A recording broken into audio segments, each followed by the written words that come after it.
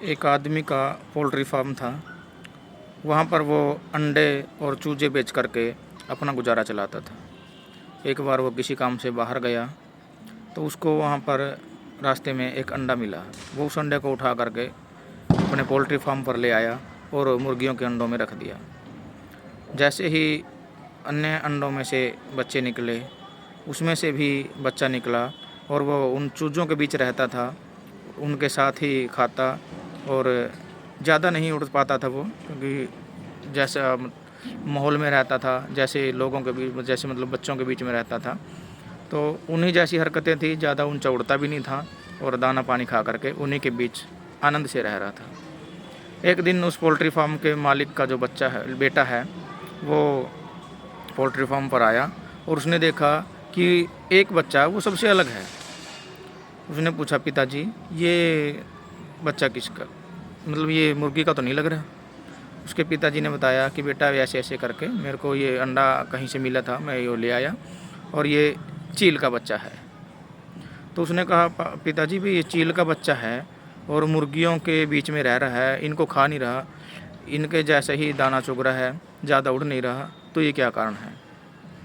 तब उसके पिताजी ने समझाया कि बेटा ये सब संगति का असर है।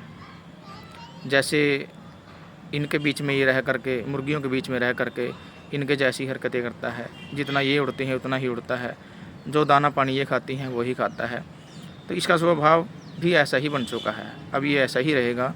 अगर इसको चील के मतलब चीलों के पास छोड़ देंगे, तब बहुत दिनों के बाद जा कर के ये अपना स्वभाव बदलेगा।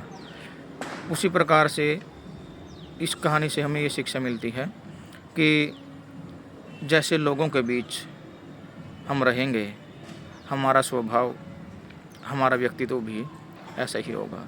इसलिए हमें सोच समझ करके समझदार, ईमानदार और गुणवान, बुद्धिमान लोगों के पास या उनकी संगति में रहना चाहिए, ताकि हमारा चरित्र भी उनके जैसा हो सके। अगर हम भी चील के बच्चे की तरह मुर्गियों के बीच में रहेंगे तो हमारा भी वही हाल होगा और हमारा चरित्र, अगर मान लीजिए हम किसी